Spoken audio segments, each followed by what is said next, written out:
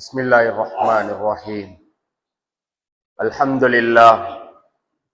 إن الحمد لله نحمده ونستعينه ونستغفره ونعوذ بالله من شرور أنفسنا ومن سيئات أعمالنا.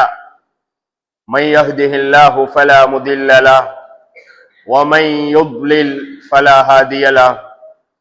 وأشهد أن لا إله إلا الله واشهد ان محمدا عبده ورسوله. اما بعد فقد قال الله تعالى في القرآن الكريم: اعوذ بالله السميع العظيم من الشيطان الرجيم من همزه ونفخه ونفثه. بسم الله الرحمن الرحيم. يا أيها الناس اتقوا ربكم الذي خلقكم من نفس واحدة وخلق منها زوجها وبث منهما رجالا كثيرا ونساء واتقوا الله الذي تساءلون به والأرحام إن الله كان عليكم رقيبا.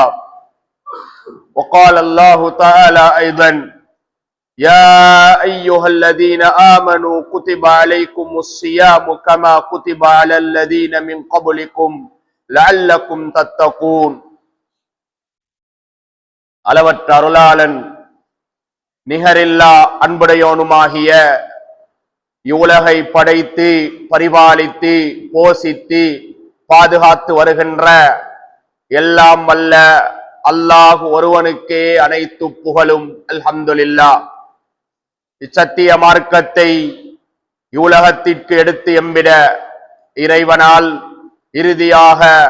இறுதி சமூகத்துக்கு அனுப்பப்பட்ட எம்பெருமானார் ஸல்லல்லாஹு அலைஹி வஸல்லம் அன்னவர்கள் மீதும் அன்னாரை பின்பற்றி வாழ்ந்த உத்தம சஹாபாக்கள், தாபீன்கள், தபுஅ தாபீன்கள், நாளை மறுமை நாள் வரைக்கும் யாரெல்லாம் இச்சத்திய பாதையிலே லட்சிய பயணம் மேற்கொள்ள இருக்கிறார்களோ அனைத்து நல்லுள்ளங்கள் மீதும் அல்லாஹுவின் சாந்தியும் சமாதானமும் என்றென்றும் உண்டாகட்டுமாக. அல்லாஹுடைய அழைப்பை ஏற்று வாஜிபான கடமையை நிறைவேற்றுவதற்காக வேண்டி பள்ளிவாயிலுக்குள் நேரகாலத்தோடு வந்திருக்கின்ற வர வேண்டும் என்ற ஆசை வைத்திருக்கின்ற அல்லாஹ்வின் அடியார்களே, அருமை சகோதரர்களே, அல்லாஹு தாலாவை எந்நேரமும் எக்காலமும் பயந்து இறையச்சத்தோடு பயபக்தியோடு வாழுமாறு எனக்கும் அப்பால் உங்களுக்கும் இறை கட்டளையையும் வசியத்தையும் செய்து கொள்கிறேன். அன்புள்ள இஸ்லாமிய சகோதரர்களே, அல்லாஹு தாலாவுடைய அன்பின் காரணமாக, அல்லாஹ்வுடைய அருளின் காரணமாக நாம் இந்த வருடமும் இந்த ரமலான் மாதத்தை அடைந்திருக்கிறோம். இந்த ரமலான் மாதத்தை உடலால், உள்ளத்தால், எங்களுடைய ஆரோக்கியத்தால் அடைய வேண்டும் என்பதற்காக வேண்டி இந்த ரமலான் வருவதற்கு முன்னாலிலிருந்து நாம் யா அல்லாஹ் எங்களுக்கு இந்த ரமலானை இந்த வருடம் அடைய செய்துவிடு என்று உள்ளத்தாலும் வாயினாலும் நாம் பிரார்த்தனை செய்திருக்கிறோம். உள்ளத்திலே ஆசை வைத்திருக்கிறோம். அவ்வாறு ஆசை வைத்து அல்லாஹு தஆலா இந்த ரமலானை அடைய செய்து இன்றோடு 9வது நோன்பை பிடித்தவர்களாக இந்த பள்ளிவாயலிலே ஜும்மாவுடைய கடமையை நிறைவேற்றுவதற்காக இருக்கிறோம். அன்புள்ள இஸ்லாமிய சொந்தங்களே, காலங்கள் வேகமாக உருண்டோடி கொண்டிருக்கின்றன. நாட்கள் மிக அவசரமாக சென்று கொண்டிருக்கின்றன.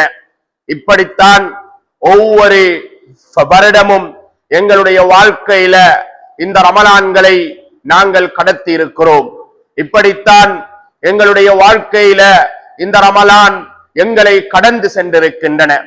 ரமலான்கள் வருவதற்கு முன்னால் எங்களுடைய ஆசைகள், எங்களுடைய விருப்பங்கள், எங்களுடைய எண்ணங்கள் எப்படி இருந்தன என்றால், நான் இந்த வருட ரமலானிலே பாவங்கள் மன்னிக்கப்பட்ட மனிதனாக, அல்லாஹ்வுடைய அருளை பெற்ற மனிதனாக, இந்த ரமலான் எந்த நோக்கத்தை எங்களிடத்திலே எதிர்பார்க்கிறதோ அதனை அடைந்து கொண்ட தக்வா உள்ள மனிதனாக நான் மாற வேண்டும் என்று ஆசையோடு ஆர்வத்தோடு இபாதத்துக்களை செய்ய வேண்டும், இரவு வணக்கங்களிலே நின்று வணங்க வேண்டும், பாவங்களிலே ஈடுபடக்கூடாது, நேரங்களை வீணாக செலவழிக்க கூடாது, அல் குர்ஆனை ஓத வேண்டும், அல் குர்ஆனை படிக்க வேண்டும், அதில் இருக்கின்ற சட்டங்களை விளங்க வேண்டும் என்று ரமலானுக்கு முன்னால் இந்த ரமலானை மையப்படுத்தி ஆசை வைத்திருக்கிறோம், ஆர்வம் வைத்திருக்கிறோம்.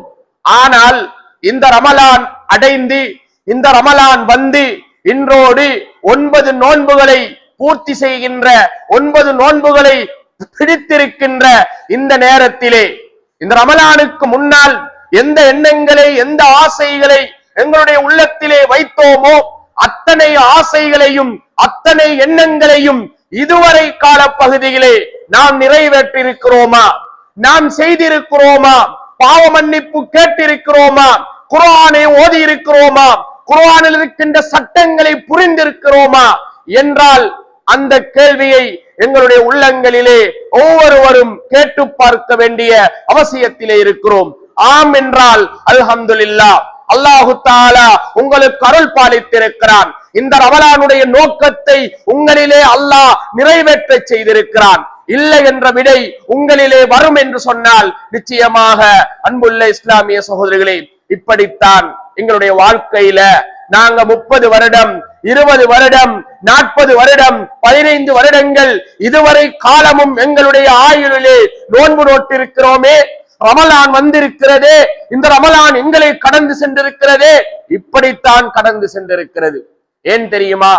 ஆரம்பம் நல்லதாக அமைந்தால்தான் அதனுடைய இறுதியும் நல்லதாக அமையும். ஆரம்பம் மோசமாக அமைந்தால் அதனுடைய இறுதியும் மோசமாகத்தான் அமையும். எனவே அன்புள்ள இஸ்லாமிய சகோதரர்களே, ஆரம்ப கொஞ்ச நாட்கள் தான் கடந்திருக்கின்றன.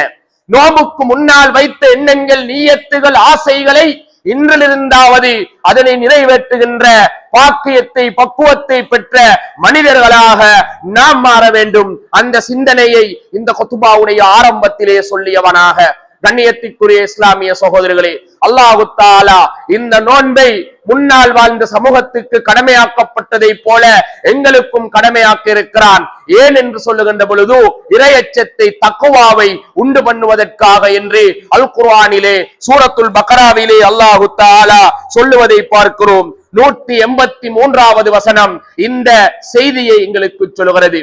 அன்புள்ள இஸ்லாமிய சகோதரர்களே, இதனுடைய வசனத்தை, இதனுடைய விளக்கத்தை ஏராளமான குத்துபாக்களிலே நாங்கள் பார்த்திருக்கிறோம், படித்திருக்கிறோம், பிரயோசனம் பெற்றிருக்கிறோம். இந்த வசனத்துக்கு பின்னால் இந்த நோன்பு உங்களுக்கு இறையச்சத்தை உண்டு பண்ணுவதற்காக கடமையாக்கப்பட்டிருக்கிறது என்று சொன்ன அந்த வசனத்துக்கு பின்னால் அல்லாஹு தஆலா 185வது வசனத்திலே சொல்லுகின்ற செய்தி என்ன தெரியுமா? இந்த ரமலான் மாதத்தின் சிறப்பை பற்றி சொல்லுகிறான். இந்த ரமலான் மாதம் எதனால் கண்ணியப்படுத்தப்பட்டிருக்கிறது? இந்த ரமலான் மாதம் எதனால் மேன்மை அடைந்திருக்கிறது? எல்லா மாதங்களை விட இந்த ரமலானுக்கு என்ற ஒரு அந்தஸ்து இருக்கிறது, கண்ணியம் இருக்கிறது, சிறப்பு இருக்கிறது. அது எதனால் என்பதை அல்லாஹ் தஆலா சொல்லுகின்ற பொழுது, இதற்கு முன்னால் உள்ள அந்த வசனத்திலே அல்லாஹ் நோன்பு தக்வாவை உண்டு பண்ண கடமையாக்கப்பட்டிருக்கிறது என்று அல்லாஹ் சொல்லுகிறான். ஆனால் இந்த ரமலான் மாதத்தை பற்றி அல்லாஹ் தஆலா சொல்லுகின்ற பொழுது, ஷஹ்ரு ரமதான் அல்லதி உன்சில ஃபீஹில் குர்ஆன், ரமலான் மாதம் குர்ஆன் இறங்கப்பட்ட மாதம் என்று அல்லாஹ் தஆலா சொல்லுகிறான். இதற்கு முன்னால நோன்பு தக்வாவை உண்டு பண்ணும் என்று நோன்பை பற்றி சொன்ன அல்லாஹ் இந்த ரமலான் மாதம் நோன்பு பிடிப்பதற்கான மாதம் என்று சொல்லவில்லை.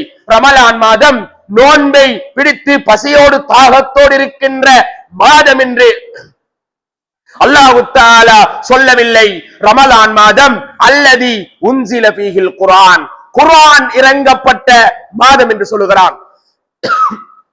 இந்த அல் குர்ஆனை இறங்கப்பட்ட மாதமாக இருக்கின்றபடியினால் தான் இந்த மாதம் கண்ணியமான மாதமாக, சிறப்பான மாதமாக இருக்கின்றது என்பதை நாம் விளங்கிக் கொள்ள வேண்டும். இன்னா அன்ஸல்நாஹு ஃபீ லைலத்தின் முபாரகா, நாம் அந்த குர்ஆனை முபாரக்கான, பரக்கத்தான அந்த நாளையிலே நாம் இறக்கி வைத்தோம் என்று சொல்லுகிறான். இன்னா அன்ஸல்நாஹு ஃபீ லைலத்தில் கத்ர், அந்த குர்ஆனை லைலத்துல் கத்ர் என்ற அந்த இரவையிலே இறக்கி வைத்திருக்கிறோம் என்று அல்லாஹ் சொல்லுகிறான். சொல்லுகிறான். அப்படியான நாளை அல்லாஹ் இந்த ரமலானிலே தான் வைத்திருக்கிறான். எனவேதான் அல்லாஹ் இந்த குர்ஆனை கொண்டு, இந்த குர்ஆன் இறக்கியதை கொண்டு இந்த ரமலான் மாதத்தை அல்லாஹ் பரக்கத் பொருந்திய கண்ணியமான ஏனைய மாதங்களை விட சிறந்த ஒரு மாதமாக அல்லாஹ் தஆலா ஆக்கி வைத்திருக்கிறான். அன்புள்ள இஸ்லாமிய சகோதரர்களே, இந்த குர்ஆனை பற்றி சொல்லுகின்ற பொழுது, இந்த குர்ஆன் ஹுதல் லின்னாஸ், மனிதர்களுக்கு நேர்வழிகாட்டியாக அமைகிறது. வபையினாத்தின் மினல் ஹுதா, அது நேர்வழியை தெளிவுபடுத்தக்கூடியதாக இருக்கிறது. வல் ஃபுர்கான், சத்தியம் எது அசத்தியம் எது என்பதை பிரித்தறியக்கூடிய, ஹலால் எது ஹராம் எது என்பதை பிரித்தறியக்கூடிய குர்ஆனாக இந்த குர்ஆன் இருக்கின்றது என்பதை அல்லாஹ் தஆலா சொல்லிவிட்டு, இந்த மாதத்தை யார் அடைந்து கொள்கிறார்களோ அவர்கள் நோன்பு நோற்றுக் கொள்ளட்டும் என்று சொல்கிறான். ரமலான் மாசம் நோன்பு நோக்கக்கூடிய மாதம் என்று சொல்லாமல், ரமலான் மாசம் அல் குர்ஆன் இறங்கிய மாதம். அந்த மாதத்திலே தான், அந்த குர்ஆனிலே தான் நேர்வழி இருக்கிறது, வழிகாட்டல் இருக்கிறது. அந்த குர்ஆனிலே தான் ஹலால் எது ஹராம் எது, சத்தியம் எது அசத்தியம் எது என்று பிரித்தறியக்கூடிய நல்ல வழிகாட்டல் இந்த குர்ஆனிலே இருக்கிறது. இந்த குர்ஆன் ரமலான் மாசத்தில் இறங்கப்பட்டுச்சு. அப்படியான மாசத்தை, அப்படியான நேர்வழி காட்டக்கூடிய, நல்ல வழிகாட்டலை தரக்கூடிய, ஹிதாயத்தை தரக்கூடிய, இறையச்சத்தை தரக்கூடிய, நேர்வழியை தரக்கூடிய இந்த மாதத்தை நீங்க அடைந்து கொண்டால் இப்பதான் அல்லாஹ் சொல்றான், நீங்க நோன்பு பிடிச்சுக் கொள்ளுங்கள் என்று அல்லாஹு தஆலா சொல்லுகிறான். கண்ணியத்திற்குரிய சகோதரர்களே, பிறகு அல்லாஹ் சந்தர்ப்பமாக நீங்க நோயாளியாக பிரயாணத்தில் இருந்தால் அதை நோன்பு விடுவதற்கு அனுமதி இருக்கிறது, அதனை பின்னால் கதா செய்து கொள்ள வேண்டும் என்று சொல்லிவிட்டு அல்லாஹ் உங்களிடத்திலே இலகுவை நாடுகிறான், கஷ்டத்தை நாடவில்லை என்று சொல்லிவிட்டு பின்னால் அல்லாஹ் சொல்லுகிறான், வலி துக்மிலுல் இத்தத வலி துகப்பிருல்லாஹ அலா மா ஹதாக்கும், நீங்கள் அல்லாஹ்வை தக்பீர் சொல்ல வேண்டும், பெருமைப்படுத்த வேண்டும். ஏன்? ஒலி துக்மிலுல் இத்தத, இந்த மாசத்தை பரிபூரணப்படுத்திவிட்டு படைத்த ரப்பு அல்லாஹ்வை நீங்கள் உயர்த்த வேண்டும், அல்லாஹ்வை தக்பீர் சொல்ல வேண்டும். ஏன் தெரியுமா? அலா மா ஹதாக்கும் என்று அல்லாஹ் சொல்லுகிறான். அலா மா ஹதாக்கும், இந்த மாசத்துல நீங்க நோன்பு பிடிச்சீங்க, அதுக்காக நீங்க தக்பீர் சொல்லுங்க என்று அல்லாஹ் சொல்லவில்லை. அலா மா ஹதாக்கும், இந்த மாசத்துல குர்ஆன் இறங்கிச்சு, நேர்வழி கிடைச்சிச்சு, வழிகாட்டல் கிடைச்சிச்சு.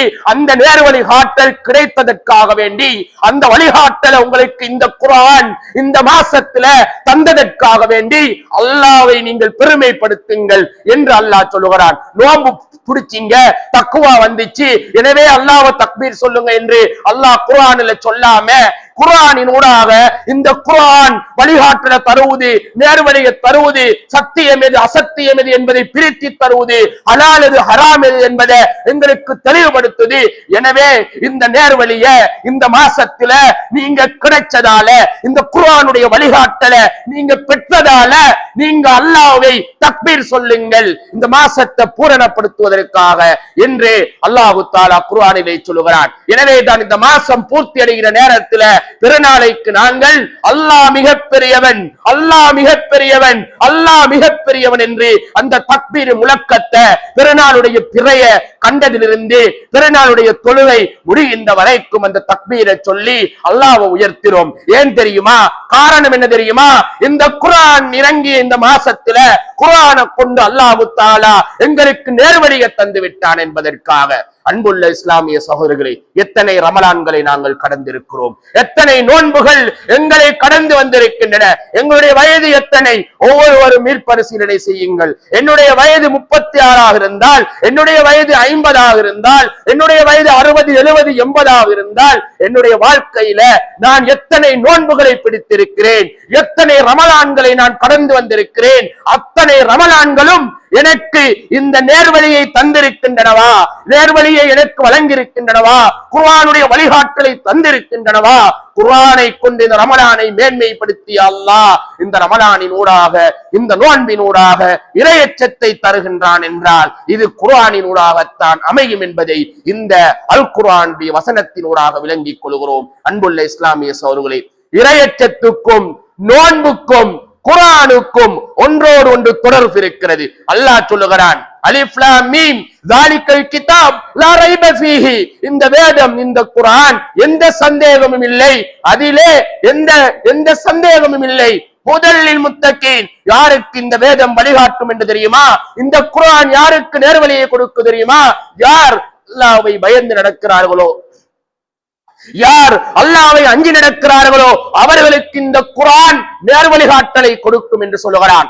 நோன்பு பற்றி, இந்த நோன்பை பற்றி சொல்லுகின்ற பொழுது, இந்த நோன்பு தக்வாவை அதிகரிப்பதற்காக வந்த மாதம், தக்வாவை அதிகரிப்பதற்காக இந்த நோன்பு கடமையாக்கப்பட்டிருக்கிறது என்று சொல்கிறான். நோன்புடைய இந்த ரமலான் மாதத்தை பற்றி சொல்லுகின்ற பொழுது, குர்ஆன் இறங்கப்பட்ட மாதம், அந்த குர்ஆன் நேர்வழியை தருகின்றது என்று சொல்கிறான். குர்ஆன் நேர்வழி, ரமலான் மாதம் இறையச்சம் ஒன்றோடு ஒன்று தொடர்பாக இருப்பதை இந்த குர்ஆனுடைய வசனங்களை படிக்கின்ற பொழுது விளங்கிக் கொள்ள முடியும். அன்புள்ள சகோதரர்களே, எங்களோட வாழ்க்கையில நாங்க கடந்து வந்த இந்த ரமலான்ல, கடந்து வந்த நோன்புல எங்களுக்கு நேர்வழி கிடைத்திருக்கின்றனவா?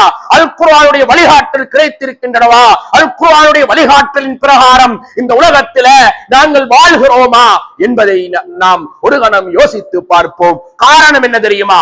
ஏன் இந்த அல் குர்ஆனுடைய வழிகாட்டல் எங்களுக்கு கிடைக்கவில்லை என்று தெரியுமா? வெறுமனே இந்த குர்ஆனை ஓதுவதற்காக மாத்திரம் இவ்வளவு காலங்கள், வருடங்கள் பயன்படுத்தி இருக்கிறோம். படிப்பதற்கு, அல் குர்ஆனுடைய சட்டங்களை விளங்குவதற்கு, அல் குர்ஆனில் இருக்கின்ற ஹுதா நேர்வழியை புரிந்து கொள்வதற்கு, ஒபையினாத்தின் மினல் ஹுதா, ஹலால் என்ன ஹராம் என்ன என்பதை தெளிவாக விளங்கிக் கொள்வதற்கு, உல் ஃபுர்கான் சத்தியம் எது அசத்தியம் எது என்ற பிரித்தறியக்கூடிய இந்த குர்ஆன அந்த அடிப்படையில நாங்க படிக்கிறதுக்கு முயற்சிக்கல்ல, விரும்பல்ல.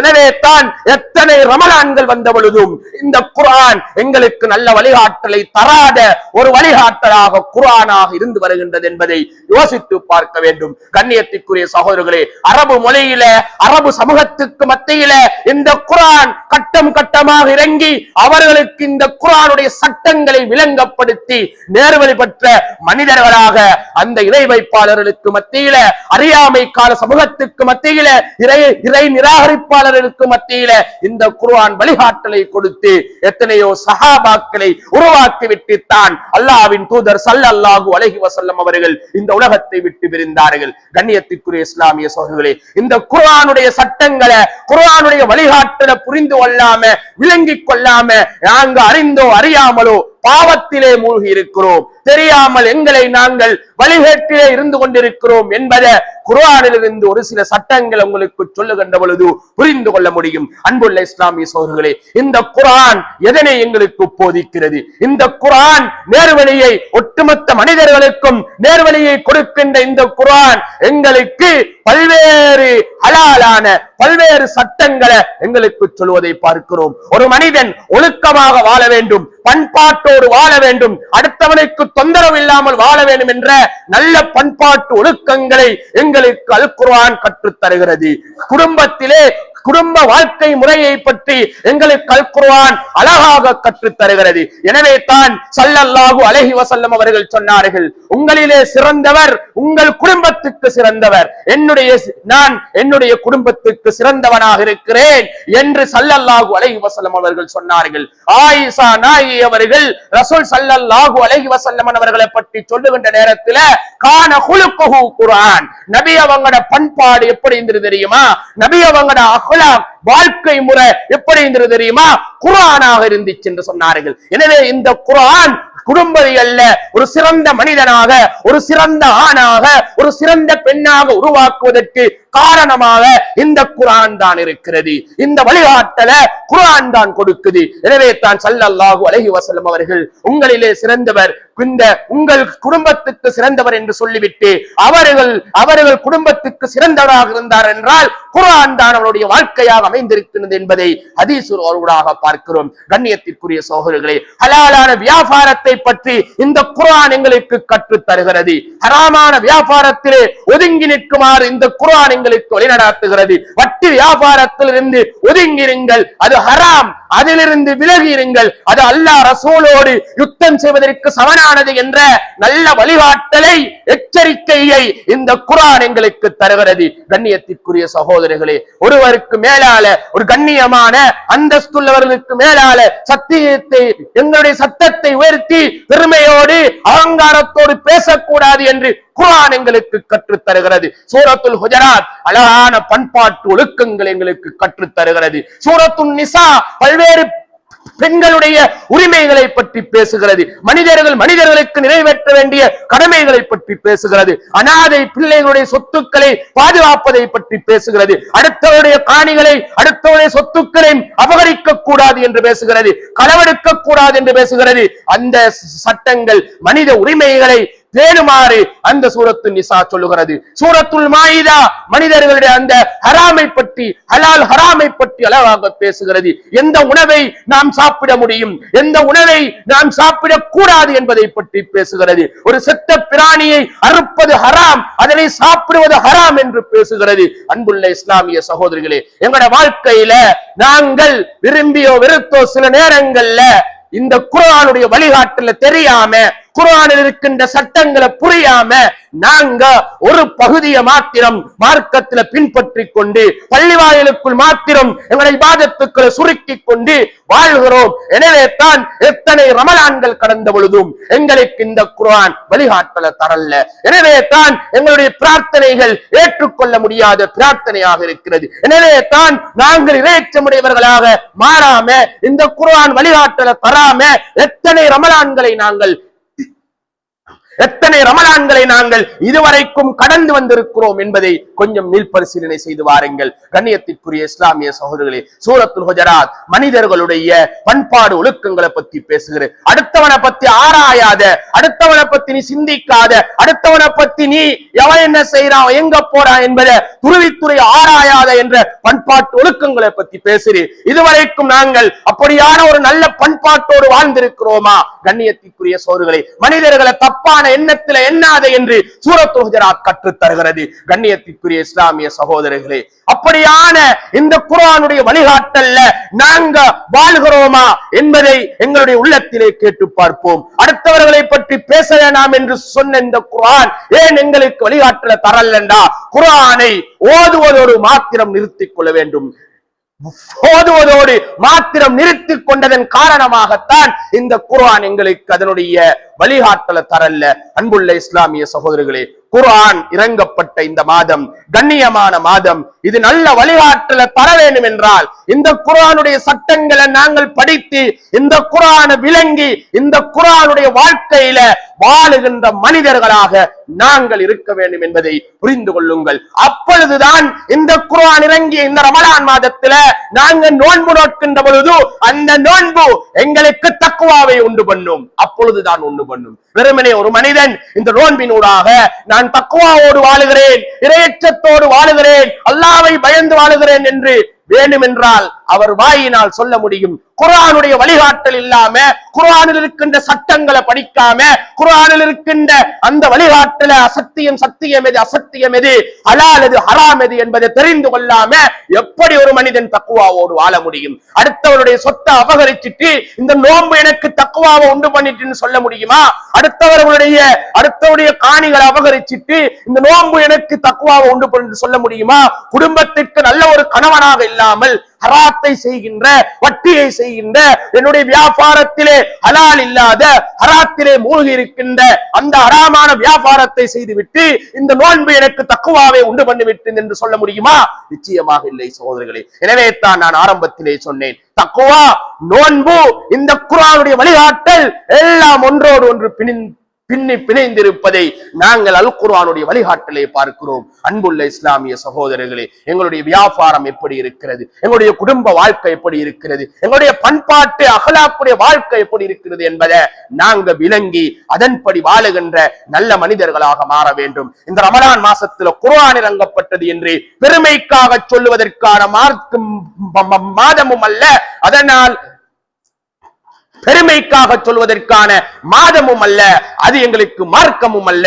எங்களுடைய வாழ்க்கையில இந்த குர்ஆன் பிரதிபலிக்க வேண்டும். எனவே தான் இந்த ரமலான் மாசம் இந்த குர்ஆனை கொண்டு மேன்மைப்படுத்தப்பட்டிருக்கிறது. ரமலான் இந்த குர்ஆனை கொண்டு மேன்மைப்படுத்தினதால நோன்பு பிடிக்கிற எங்களுக்கு இந்த குர்ஆனுடைய வழிகாட்டல் கிடைத்து, ஹலால் ஹராம் கிடைத்து, சத்தியம் அசத்தியம் கிடைத்து, நாங்க இறையச்சமுடைய மனிதர்களாக இந்த உலகத்தில் வாழ்வதற்கு நாங்கள் இது வழிகாட்டுகின்றது. இந்த முறையில் நாங்கள் பின்பற்றினால் மாத்திரம்தான் இதே போல ரமலான், எத்தனை ரமலான் வந்தாலும் எங்களுக்கு தக்குவாவை அதிகரிக்கும். அதைத்தான் அல்லாஹு தாலா குர்ஆனிலே சொல்லுகிறான். எல்லாம் வல்ல அல்லாஹு தாலா இந்த ரமலானின் ஊடாக, நோன்பின் ஊடாக தக்குவாவை அதிகரித்து, குர்ஆனுடைய வழிகாட்டலை பெற்று, ஹிதாயத்தை பெற்று, நேர்வழியை பெற்று, இறையச்சமுடைய நல்ல மனிதர்களாக எங்களை ஆக்குவதற்கு அல்லாஹ் தௌஃபீக் செய்வானாக. வாஹிரு தஅவானா அல்ஹம்துலில்லாஹி ரப்பில் ஆலமீன். அகூலு கௌலி ஹாதா வஸ்தக்ஃபிருல்லாஹி வலக்கும் வலிசாயிரில் முஸ்லிமீன மின் குல்லி தம் வஸ்தக்ஃபிரு இன்னஹு ஹுவல் கஃபூருர் ரஹீம்.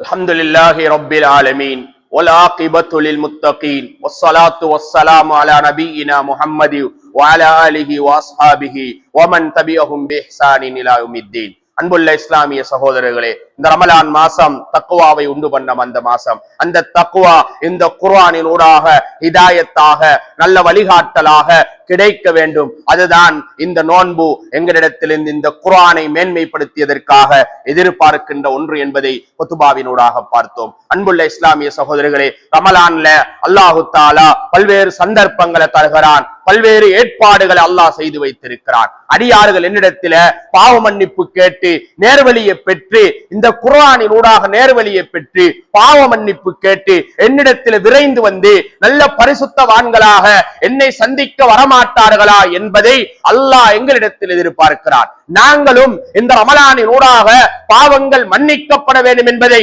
அல்லாஹ்விடத்திலே நாங்கள் எதிர்பார்க்கிறோம். எனவே தான் அல்லாஹு தஆலா இந்த நோன்பினூடாக ஸல்லல்லாஹு அலைஹி வஸல்லம் அவர்கள் சொன்னார்கள், இந்த நோன்பினூடாக ஒருவன் இரண்டு வகையான சந்தோஷத்தை பெறுகிறான். ஒரு நோன்பாளி, ஒன்று இஃப்தார் செய்கின்ற நேரத்தில் காலையில இருந்து மகரிப் வரைக்கும் பசி பட்டினையோடு இருந்த ஒருவன் அந்த இஃப்தாருடைய நேரத்தில் சாப்பிட போறேனே என்று சந்தோஷம் அடைகிறான். இன்னொன்று இந்த நோன்பினூடாக இந்த நேர்வழியை பெற்று, குர்ஆனுடைய வழிகாட்டலை பெற்று, இறையச்சத்தை பெற்று, இந்த லிகாய் ரப்பிஹி, நாளைக்கு மறுமை நாளையில அல்லாஹ்வை சந்திக்க போறேனே என்று அவன் சந்தோஷம் அடைகிறான். நோன்பாளிக்கு இரண்டு வகையான சந்தர்ப்பம், இரண்டு வகையான சந்தோஷம். அன்புள்ள இஸ்லாமிய சகோதரர்களே, இந்த மக்ஃபிரத்தை, இந்த ரஹ்மத்தை இந்த அடியார்கள் பெற்றுக்கொள்ள வேண்டும் என்பதற்காக வேண்டியே அல்லாஹ் சுவர்க்கத்தின் வாசலை திறந்து வைத்து நரகத்தின் வாசலை மூடி வைத்து, ஷைத்தான் பாவத்துக்கு தூண்டக்கூடிய, அநியாயத்துக்கு தூண்டக்கூடிய, அநியாயத்தை செய்வதற்காக வசுவாசை ஏற்படுத்துகின்ற